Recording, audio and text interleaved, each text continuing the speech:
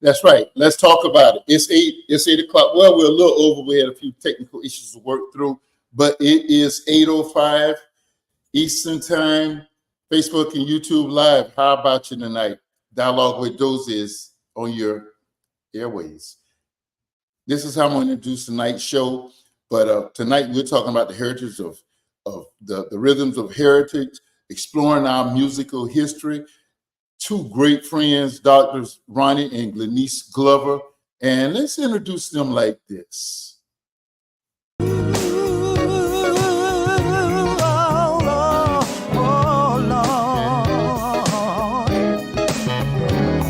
Use me, Jesus, in your service. Well, you've been so good to me. You saved my soul and you set me free. That's the best way to introduce this couple. Doctors Glover, how are you guys doing? Oh, we're great. We're doing fine, man. How about yourself? Yeah, I'm great now. We only got this show on the road. Just great. Just so the audience to know, I'm gonna let them introduce themselves in just a second. I'll just tell you right off the bat, they can go further in the introduction. They're the pastors of the Free Spirit Worship Center. Did I get that right? You got it. That's it. In the Palm Beaches, and they like our church, trying to do some things post-pandemic. They've been virtual, and they've got some live services on set, but they'll talk about that on their own. I just want to introduce a fantastic couple, and let them introduce themselves. Thank you. Well, I'm Pastor Ronnie Glover, and this is the boss lady. Not really. I'm Dr. Glenice Glover. And you kind of already shared with what we do as pastors, and doing virtual ministry and worship. And we do have one live service. We've been doing that for about the last 4 months. Yeah. Down in Delray at the Fairfield Marriott, and we've gone Saturdays for live worship. But you want to share something? We sing, we play guitars and music, as you see in the back. We are musicians, we're instrumentalists, we're singers, we're worshipers, we're preachers, we're pastors, we're business owners. We do it all by God's grace. See, I wanted them to introduce themselves because I didn't want to mess it up or shorten it, because they are two dynamic individuals, and I think they know that. Thank you. I served with both of them, and kind of known Ronnie from a distance, and we did go on a trip once, but we have since, over the last year or so, we've become golf buddies, and it's just been an absolute joy getting to actually know you closer and stuff like that. We introduced Ms. Glenn. We worked together in worship, as did Ronnie, when we were at the mothership, as we'll call Mount Bethel. I wanted to just use that musical introduction so our audience would know that you guys are more than qualified to talk about our topic tonight. And let me just kind of do this little, don't get mad at me. I think it was actually the first program of the year because of when he retired. Normally we do a thing with the life coach and talk about values. So we did that the second Sunday this year, because this Sunday I took the executive producer's privilege to have Dr. C.E. Glover and Bishop Glover to talk about the accomplishments of his fantastic ministry, because that coincided with his last day. And I was blessed to be able to be there for his last Sunday. and it's Historical. Yeah. historical. And the way things worked out, it was at the historic sanctuary. So Well, Yes, yeah, yes. just kind of. So one of the things I always heard him say, I was in Daytona with him, and I always heard about, man, this is dude at Mount Carmel, man, he can blow. I said, can he mhm. sing? Can he sing? Can y'all sing Diamond? Because I was there with Pastor Diamond. They said, man, both of them can blow. And then I got to meet him when I was calling my first church there. He came, Mount Carmel came with probably 100 and some people, and our 4.5 members of the church mouse was sitting there. And they came as if they were sitting in front of a mega church and, Of and, and course. ministered to us and blessed Yeah. us tangibly and with advice and everything. So I got to know him. And but when he invited me to come and serve on the staff here, he would always say, man, he said, you like my singing. He said, you need to hear my other brother. He said, he's a singer. And you always hear him say that. I will hear him say that. And I'm not doing any comparison, but I'll just say this to our audience. You got just a taste of what Ronnie Glover can do with his vocals. And it's almost unfair because he's a dynamic singer. But he's Come got a on. wife who can sing just as well. She was the lead singer on the praise team. And so what a dynamic team. And she kind of takes a back seat vocally and plays. She's like, and I don't want to be she's like a female version of Bootsy or I don't know, a guitar playing Sheila E. She just, I mean, just Well, you've heard of her, right? her. Yeah, saw her Yeah. last night Okay. playing. All right. There you I go. never knew her play the guitar till last night. Oh, So really? Really? I've seen on keyboards, and I've Yeah. I've been always seen looking her for. on the guitar. Yeah. Oh man, Wow. just a dynamic talent. So I wanted to introduce to our audience tonight them playing, and so you'll know that they are uniquely qualified. I say uniquely. We're all kind of in the same range, age range, so we can kind of talk about some things about music together. But Yeah. I want to start out by talking about the gospel music, how it is the basics for Black music or soul music. What being pastors' sons and daughters, how do you see that? And we know when we start thinking about the stars, most of them got their start in the church. Aretha being chief amongst them. Just tell us a little bit about that. How the Black church has been an incubator for Black music, not only stars but Black music. Indeed, indeed. Pretty much the origin of gospel music comes from, or jazz, and pretty much all music comes from the church. and the blues. There's a blues cut 145. That's the term in blues. That means you go from the one, which is your home note, or your bass, and then you go to the four, and then to the five, and that is the root of music. Okay, it's the root of gospel music. It's the root of the blues. It all originates from that 145. So the contemporaries have built upon that. I mean, I grew up in the traditional church and in quartet.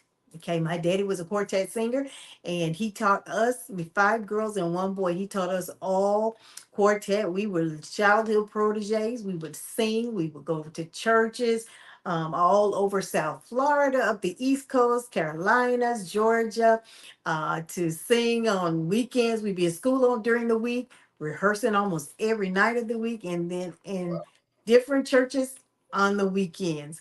And Daddy wasn't having no C's and D's in the house. You had to get that music. You had to bring those A's and B's in because that was his heart. And he had the desire to just give something to us that he had, something that would be lasting.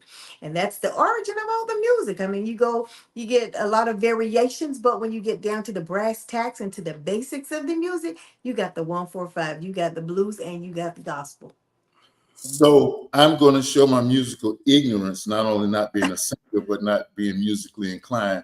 When James Brown always says, hit me on the one, is that kind of like what you're saying there? Yeah. That's it. That one, that's the home note, that's the bass, that's the root. and he usually uses the chord that is usually played for James Brown is the major seven. Okay, I mean the nine. You say hit the one, and everybody goes to the nine. They know exactly what to do. Guitar players. So yep, that's the home note. That's the bass. That's the root. That's the one. And then from there he'll go to four, and then he'll go to five. You go back to the one. You go back to the root. So it's So it's now, Ronnie, ingrained.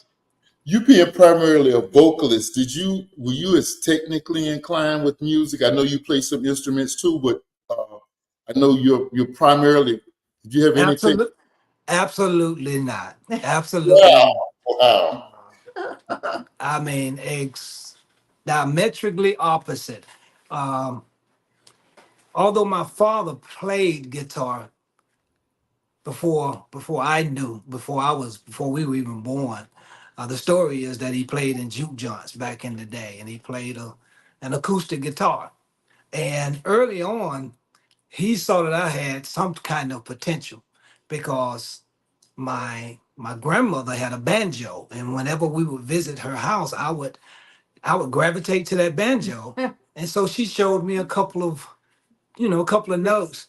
Yeah, it was only like three or four strings on that on that banjo. But uh,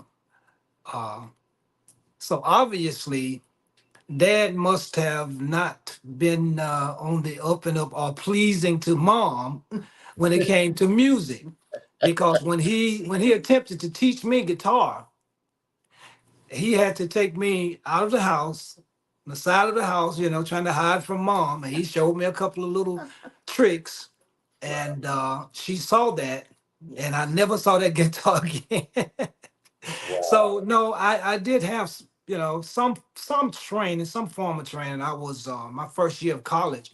I had a music scholarship in voice, wow. and so I had to learn a few notes, but they were soon forgotten because it was not ingrained in me as a child, as were Dr. Gigi. And I think if you're going to teach children anything, you need to start them off real early, and so it's kind of like walking and talking.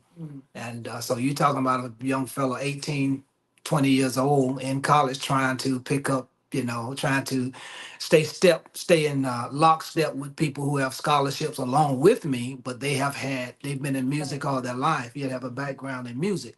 So I didn't really gravitate toward music, but I would always sing. I just love to sing. That was a gift that God gave me. That is a gift that God gave me, and I just, I used it. Indeed, indeed. Yeah. Well, amen. I appreciate your humility, but indeed, it is a gift. You are gifted. Yes. Uh, It was a gift. yeah. Yes. So, going back to our roots and historically, I mean, contemporarily, there is nearly a house in our experience, and I probably across all cultures, but definitely in our experience, there's hardly a house where music is not an essential part of it.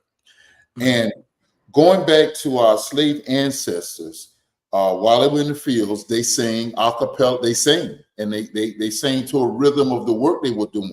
But And of course, when Harriet Tubman and the Underground Railroad came about, they sang "How to Escape" and Right. It's a message in the music. There's a message in the music.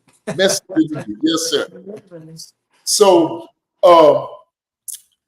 we've talked about how secular music came out of primarily gospel music, and I don't know if this is fair to ask of you guys because you're pastors, and I'm sure you guys could right now play anything that James or Parliament, any of those guys or up to date guys could sing and play. But how do you feel about the cross section of the secular and the gospel? How do you feel about that? Or do you think there should be? And I know probably that's something you are both being from musical families yet pastoral families. How do you reconcile the two? How Well, is contemporary. You mean contemporary music and contemporary styles of music as it compares to traditional gospel arrangements, quartet arrangements, and all of that. I think the primary goal is to get the message out, the message of, if you're talking about gospel, then the message of Jesus Christ. Uh, some of the songs that we hear now, on Sirius XM, the Christian, the gospel stations, they all sound like soul music, R&B, and that's okay. That's okay as long as you're getting the message. And I think what is being done is that people are accepting it now more than what they used to, because you know as when we were younger, there was a certain kind of thing that we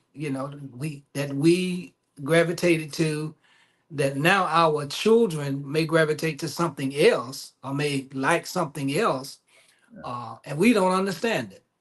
But guess what? Mom and dad or grandmama and grandpa didn't understand our gravitation or our new way of making music, but the message should never get lost.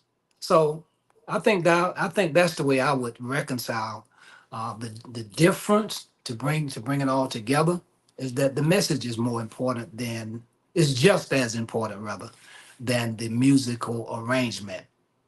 And I think, as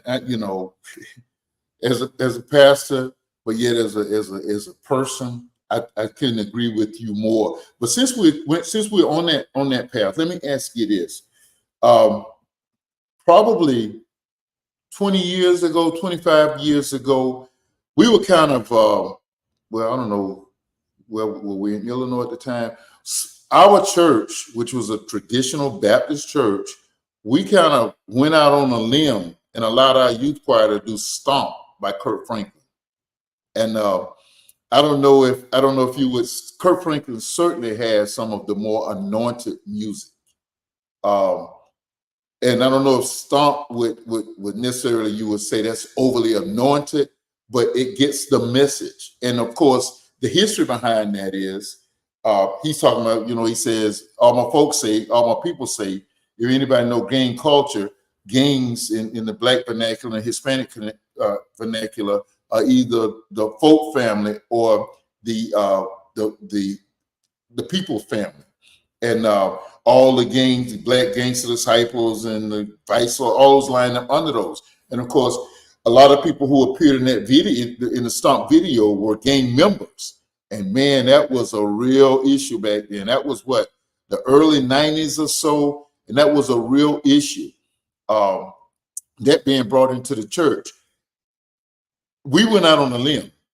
Back then, Baptist church, you get voted out, you do some things like that. Fortunately, I didn't have to face that kind of thing, but I had a youth choir and Madam Producer was one of the essential parts of it. And so we did that. And it brought young people into the church and it kept them involved.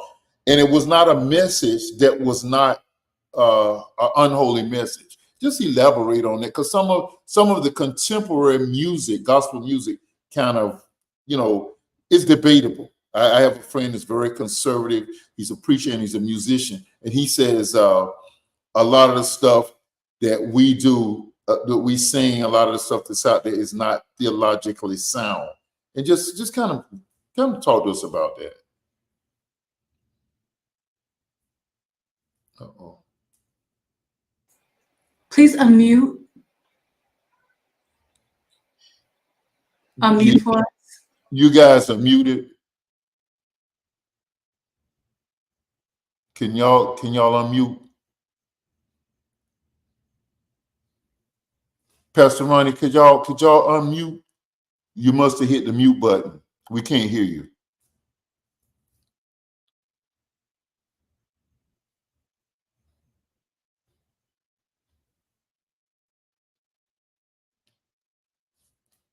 Are you getting audio, Troy? No, Pastor Glenice, Pastor Ronnie, if you will, just go out of the studio and come back in so maybe we can get your audio then, okay?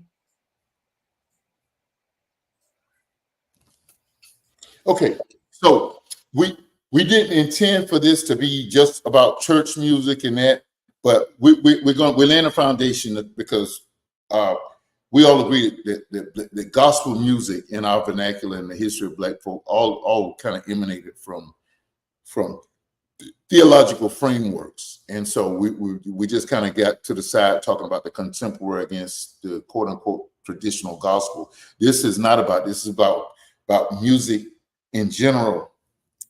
But I just laid that framework because we're going to talk about different genres of music, and let's see, how close are we to a break? That's okay. We have them back.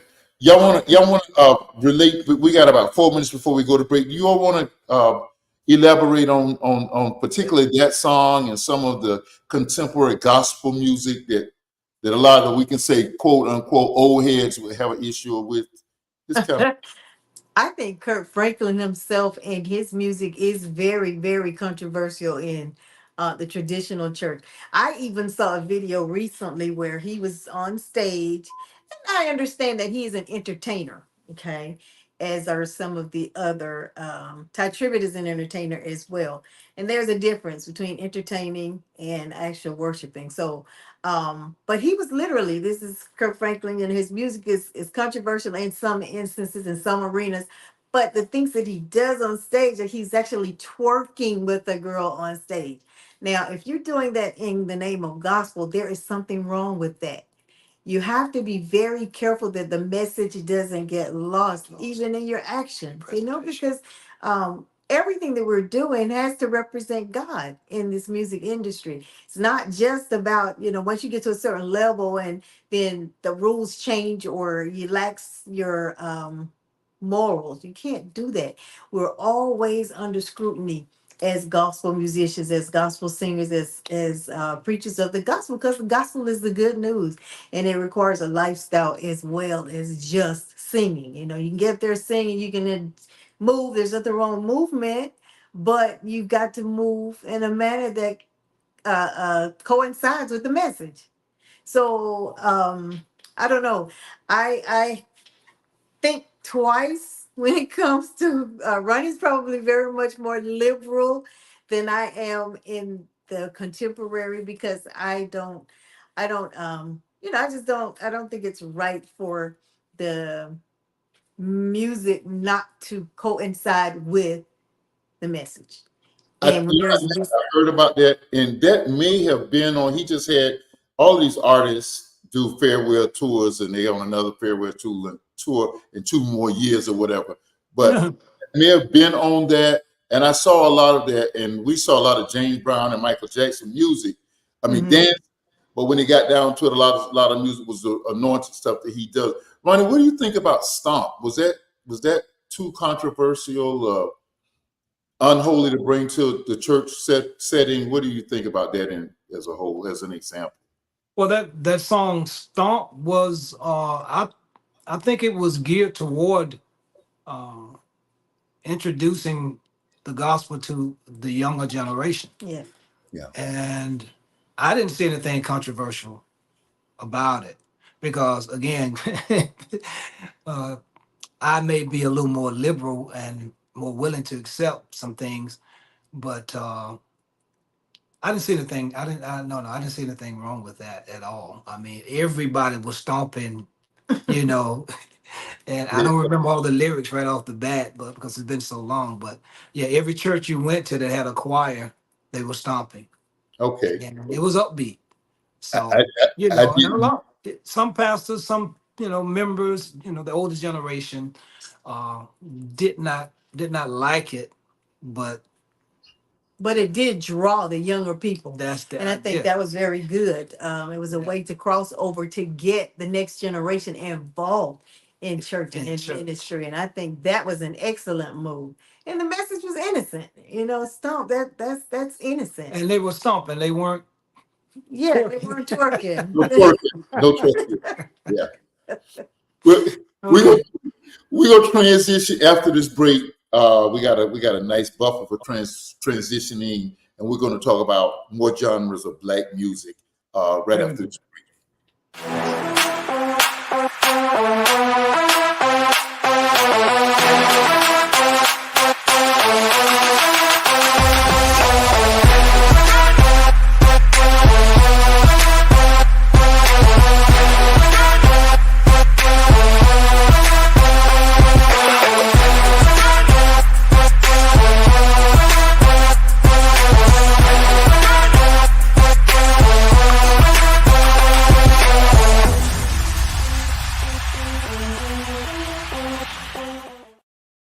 GoGigaWorld.com. All of your virtual needs, a one-stop shop. They do web building also. Latoya, and Makia, that team of GoGiga will put you on the forefront. Whatever your virtual, your web needs are, web design, they got you covered. They got you. Give them a hit. GoGigaWorld.com. They'll make you look good. You make this guy look good, you make anybody look good. GoGigaWorld.com. So tonight's Black History Spotlight. It's so hard not to be doing a dang dog tonight. It's so hard not to be doing Are You Serious? Because all of the craziness that's coming out of wherever the orange ruler is traveling, or that guy, Governor DeSanctimonious, this Governor Despicable is. But I'm gonna lay off that because the cause is bigger. Tonight we're gonna do another Black History Spotlight, and we were going to do male, female, and if you'll notice, all of our spotlights are contemporary people all through our school until Despicable stopped us from teaching Black history in the schools. We learn about Benjamin Banneker, Frederick Douglass, and all of them, but we got heroes right amongst us. And tonight I want to spotlight one of them. His name is Colin Kaepernick. Colin Kaepernick essentially gave up a very lucrative football career in the heart of his heyday, in the heart of his talents, in the heart of his prime, to make a statement. The statement has resonated, but he's paid the price. When Kurt Flood protested against the labor laws of baseball that didn't allow you to be a free agent, he also was banned and blackballed from Major League Baseball. He died rather tragically down in South America because he left the country out of his bitterness and disdain for a capitalistic, crooked system. Colin Kaepernick, whatever millions that he could have got were greatly reduced because nobody would sign him, simply because instead of standing for the national anthem, he took a knee. He took a knee and he raised his fist. And taking a knee and raising his fist was not anything to hurt the anthem, but it was to make a statement. I'm not standing for a song which represents this nation, which allows police officers to come into our community and innocently kill our boys primarily. And it was a message that everybody should have joined in. You've been watching all of the controversy with Cat Williams and the blackballing allegedly of Monique from Oprah Winfrey and Tyler Perry and all of these folks. When the NFL blackballed Colin Kaepernick, all of these billionaires should have come together and assured that he had a salary that would have been commensurate of what he would have earned. It wouldn't have cost them much, but it would have made a statement to America that we got each other's back. But tonight the spotlight's on Colin Kaepernick. He was an option quarterback, which meant that he ran and threw the ball. He managed the team, which gave him an extra dimension to the quarterback's role during that day. Now it's becoming more mainstream, but it was revolutionary. So revolutionary that it guided his team to the Super Bowl, where only a fourth down controversial play kept them from winning. One Harbaugh brother against the other Harbaugh brother, the coaches. He was an excellent quarterback, and his actions caused his career to go down, and nobody signed him. They had a fake day where they were giving him a workout, and there was they couldn't come together on where and how and the guidelines for the workout. So he never got a real opportunity. But Colin Kaepernick is a hero in our community. Police departments have made reforms. Departments have started prosecuting officers, whereas in other times they were getting away with it and it was being covered under the blue shield, all because he stood up or he knelt and raised his fist. Tonight we salute you, brother, Colin Kaepernick. You may not be the millionaire that you may want to be, but you don't know how many young men you may have saved. You don't know what the true America feels of you as our hero. I boycotted the National Football League the first year that he was banned, basically unofficially banned from the league. And I didn't see an NFL game until I was told that a kid that I had in church and coached for 4 years, Ryan Shazier, was injured. I only turned the game on and I watched the rest of that season, which that was in December. But I did a personal boycott, and you don't know how that hurt because I'm a sports fan. But I thought tonight, coming out of the Super Bowl where his former team played, it was apropos to salute Colin Kaepernick. And somebody had a meme, I wish I could find it, where he's standing there like kind of like Whoopi Goldberg did in Roots, The Color Purple, and said, "You ain't gonna never prosper until you learn to treat people right." They had him doing that in the San Francisco 49ers uniform last night when the Niners were on their way to that disappointing defeat. I thought that was so funny. Hey, we're back at you. We're gonna gotta have a little forward to say. We're gonna do a little bumper. We want you to know the diversity of this dynamic couple as we segment over and to talk about Black music in general. I met a girl I thought was right, and at one chance I thought it could be me. I took a chance and then I cheated, but once upon a time was right.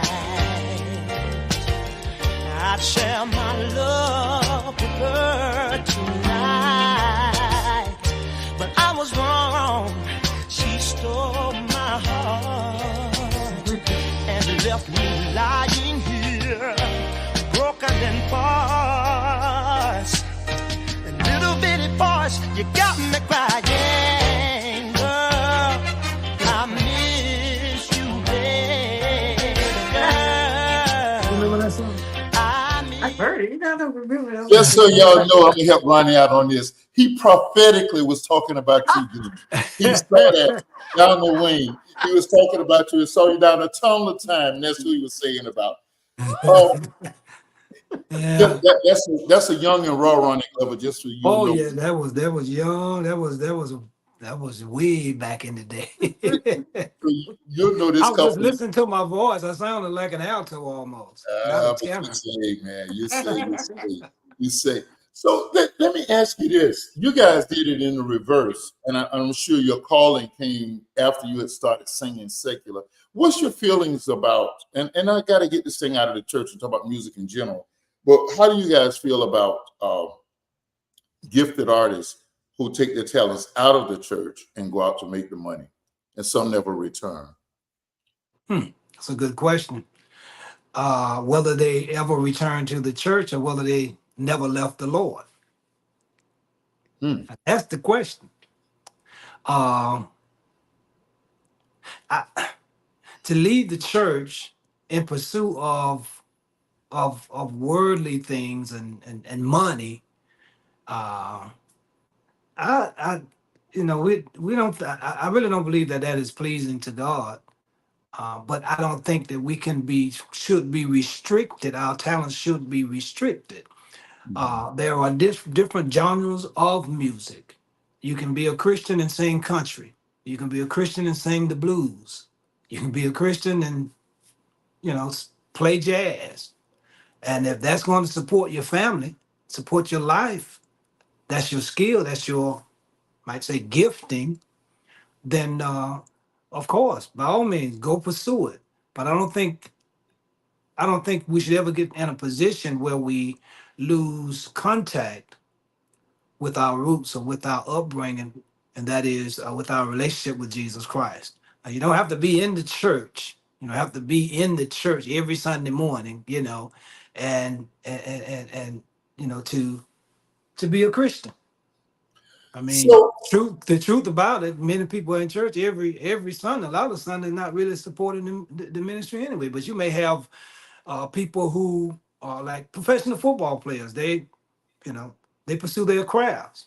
They can't be in church every Sunday morning, but many of them support their families and support churches.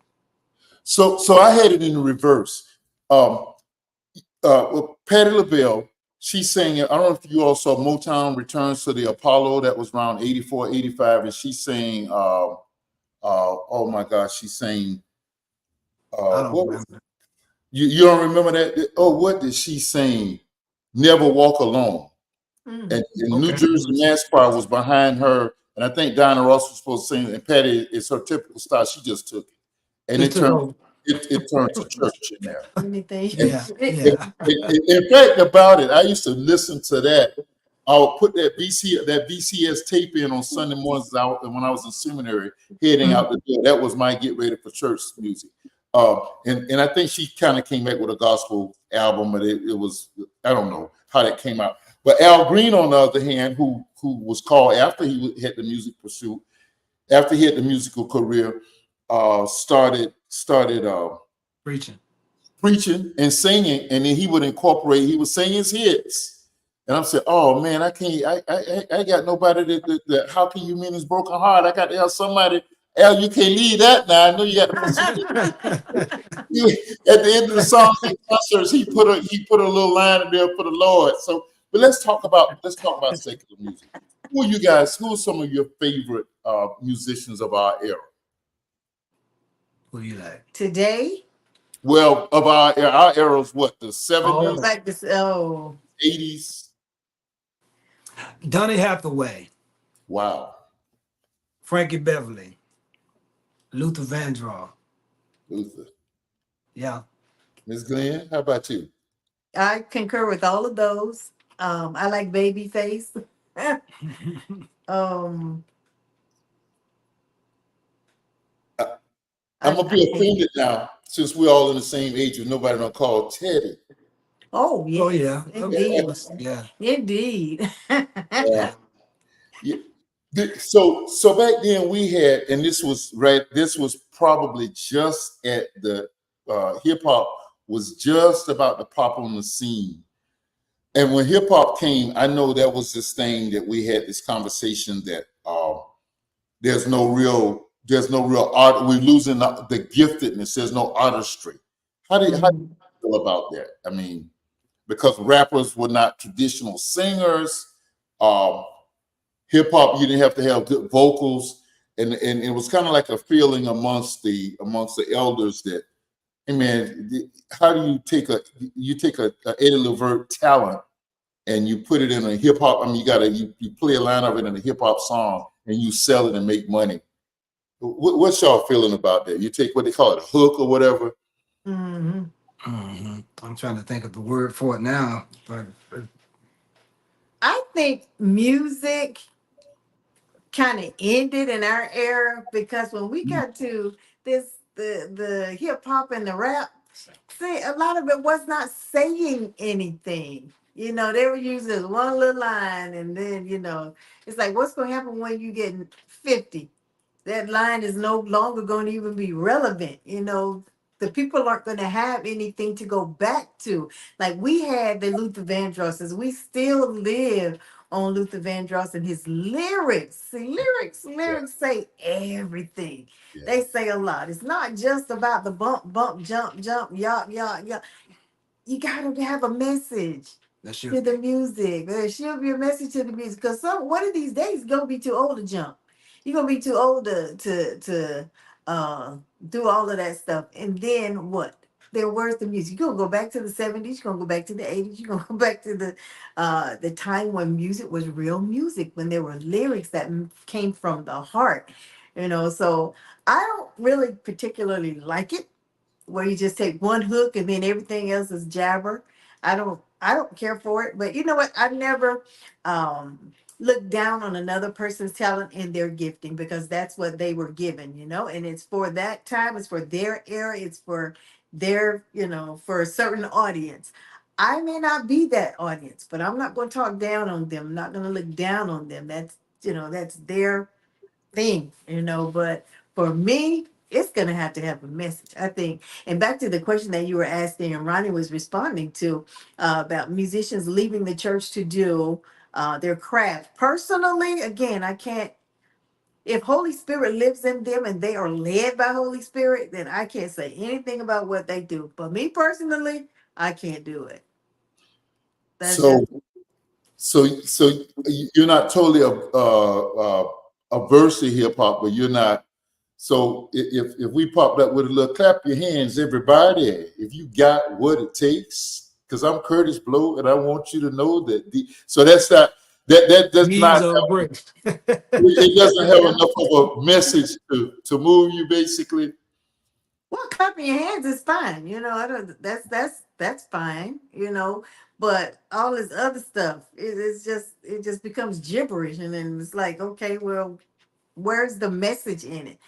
That one was fine. That clap your hands, I don't have a problem with that. I can do that. That again, the message is it's not a derogatory. It's not negative. It's not senseless. So we can do that. Have our young people lost?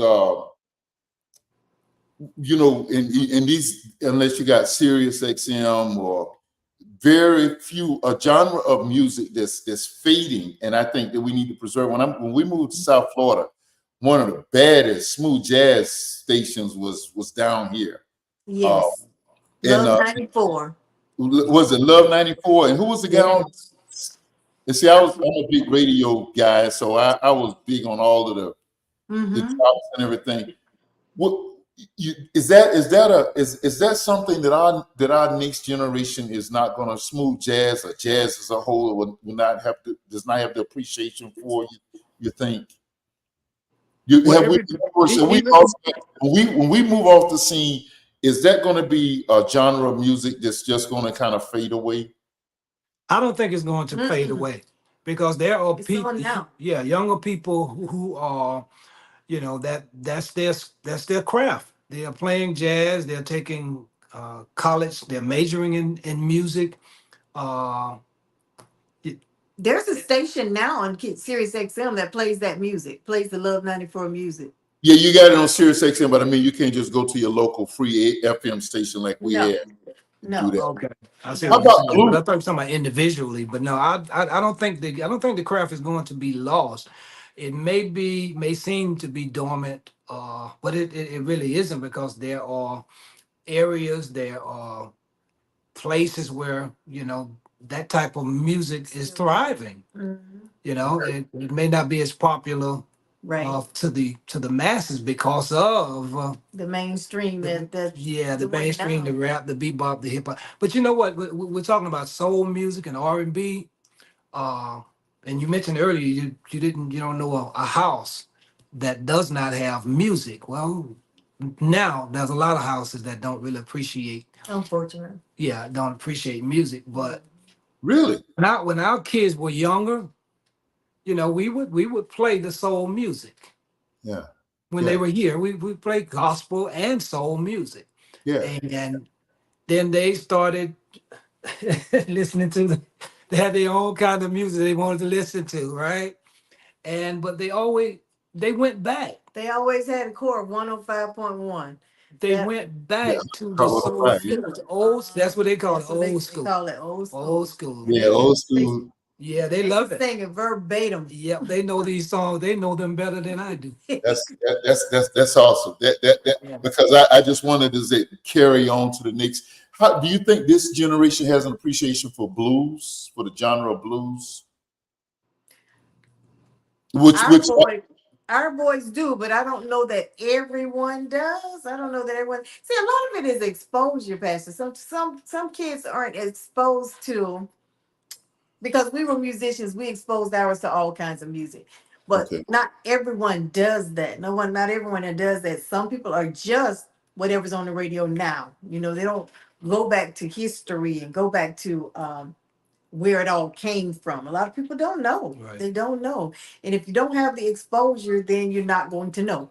So it again, it may not die, but it won't be as prevalent as it was when we were coming up. It isn't as prevalent right now.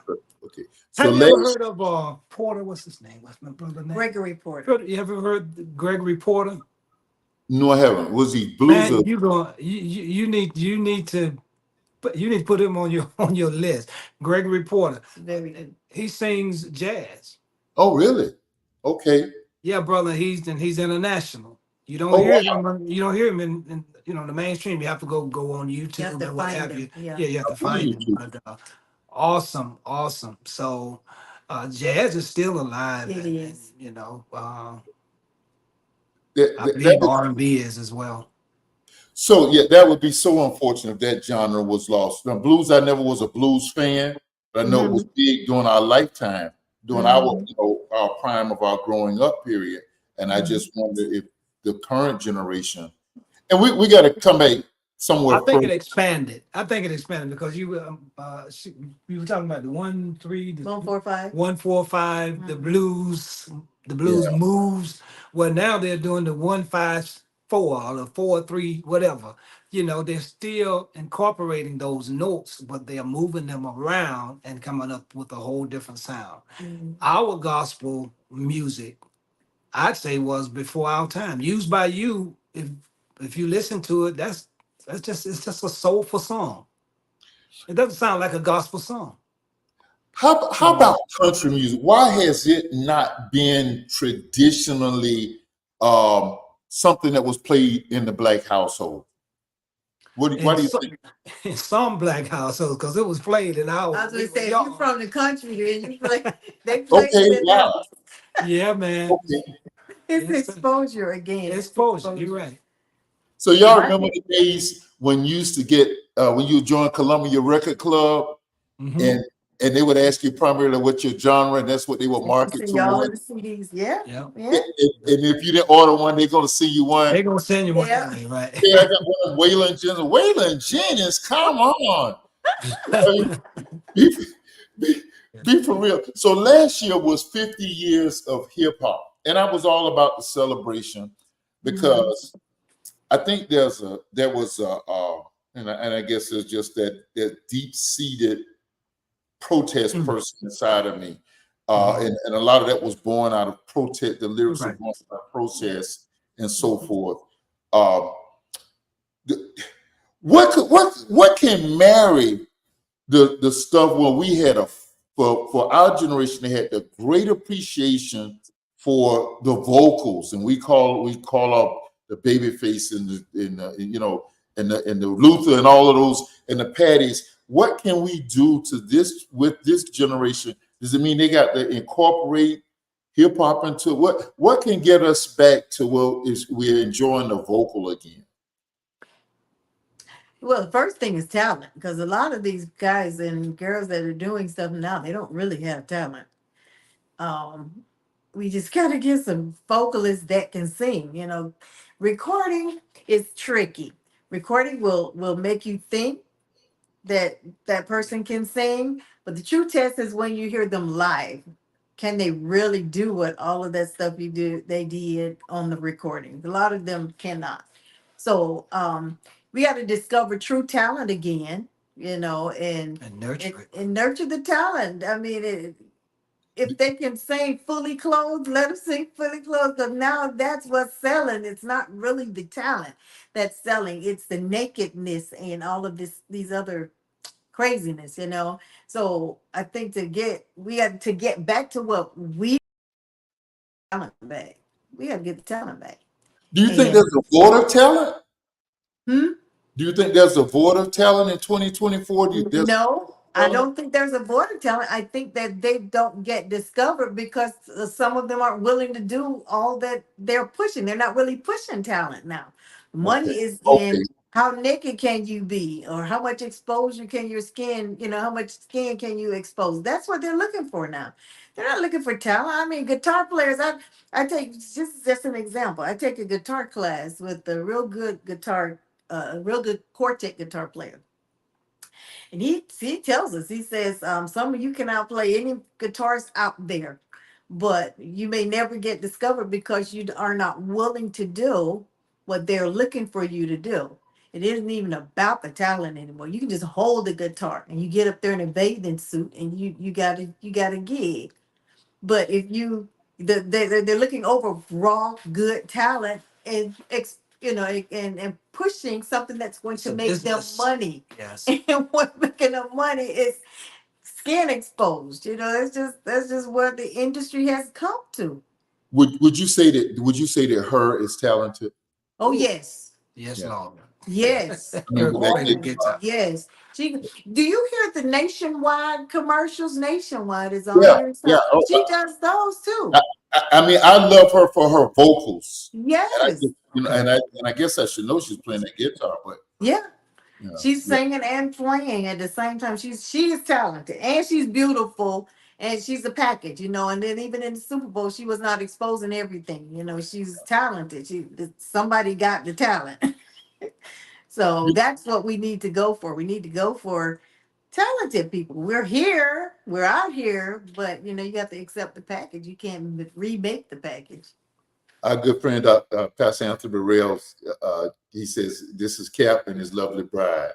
And I second the most. All right, Reverend. All right. Man, this hour has just gone too fast. We have got to come back and talk Already? about music. Okay. This was this is all of this is about Black History Month, and we just want to just say to our audience, and people who's going to look at it later, music is just, there's something on the inside of us. And I think when I was installed at my pastorate in Illinois, my pastor say, don't hold it against me if I move a little bit to the left or if I sway a little to the right. He's very rhythmic. He said, because it's just down in.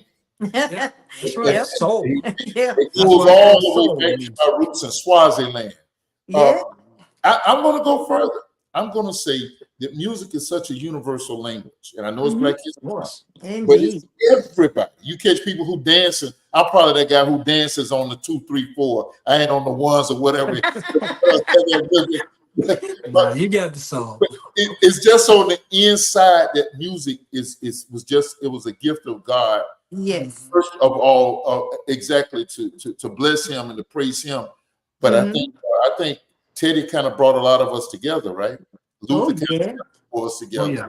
So I think God uses guys. Anything else? I'm really gonna ask you all back later on, maybe around. We just had the Grammys, but we got to come back to talk music again because Oh, surely. Very good. Very good. Be glad to. Indeed. anything you like to say, hanging and leaving us here. We got to get out of here. It's been a blast. Yes. Thanks for having us. Old school language, right? It's been a blast. Yeah, man. That's We what really it. enjoyed it, man. Thank you so much for the invite. Thank you for joining us. Thank you for so graciously joining us. There used to be a radio commercial in Jacksonville where I grew up that said gospel, blues, or jazz. If it's on music, you can catch it in any of Paul Kaiser's 4 record bars.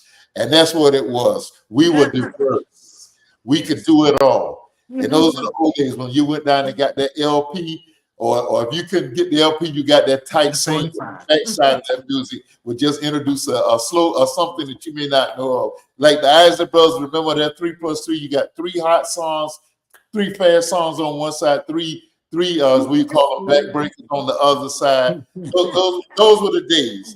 But I'm embracing the young people and trying to bring them in. I'm appreciate what I'm hearing you all say about how we got to rediscover this talent and how we got to keep tomorrows. I think that's where we as a generation of not only Christian or church people, but just people who push morals, that we keep the main thing main. That's And it. music should be it, not the flesh or how dirty we can be. So, Yes. Hey, family, I'm putting up my church finger real quick. Dr. Glenice, can you please tell us about your amazing event that's coming up? There you go. Sure. Thanks for that. On March 16th, We have a nonprofit organization. It's called Buy Wine, and that's an acronym for Because I'm Worth It. We mentor girls ages 8 years and above who struggle with low self-esteem here in Palm Beach County. We're having a fundraiser on March 16th at 6 p.m. here in Royal Palm Beach at the Madison Green Golf and Country Club in the ballroom. Tickets are available now for sale, $125. It is a fundraiser. You have a full sit-down dinner. You will have music, soft music. You will have, we have silent auctions where you can bid on baskets and just a good time from 6 p.m. to 9 p.m. here in Royal Palm Beach, Florida. So you can to get your tickets, you can go to our website, www.becauseIamworthit.org, or you may scan the QR code that you see here on the screen, and it will take you to eventbrite.com, and you can purchase your tickets there. We need you. We need you. Our girls need you. So listen, don't hesitate. Don't delay. You're assured to have a great time and to help somebody's daughter. Thanks so much. Please, y'all, let's support. Is there any opportunity to participate virtually? Can you buy a ticket and have access to maybe virtually or whatever? I don't know how that will work. No, we don't have that capability, but if you can't come and you would like to support, your Please. monies will go to sponsor someone who can't afford to go. Please, let's please Yes. support that. Yes. My friend, I hope to see you this week. And Miss Glenn, it's just a pleasure always to be with you guys. Yes. Love you all. Yes. God bless. So we're gonna come back and talk music a little later on in the year. Okay, sounds good. Take Thank care. y'all. Thank Thank you. Bless you all. Blessings. Mhm. This is Dialogue with Dozell. Next week, we're back at it again. We're looking at things that are very relevant to our culture, our survival as a group of people, as a race of people. We're going to be looking at voting rights a lot next week. We're hoping to have with us Pastor Ronnie from Pastor Ronnie Thomas from Faith in Florida, who keeps the fight for the ballot accessibility being in the forefront, and to talk about some of the things that are affecting us contemporarily in Tallahassee on the state level. Next week, as we continue to look at things that are relevant for us during this Black History Month. Dialogue with Dozell, we love you and appreciate you. Please support Ms. Glenn's event. It almost is like Mika Zabrinsky's Know Your Value, where she pushes females and gets them in the forefront. And I've been monitoring what Ms. Glenn has been doing for the last several years. Let's all participate. The dialogue is certainly going to help to support some people to that. Dialogue with Dozell. We out. God bless. See you next Monday night.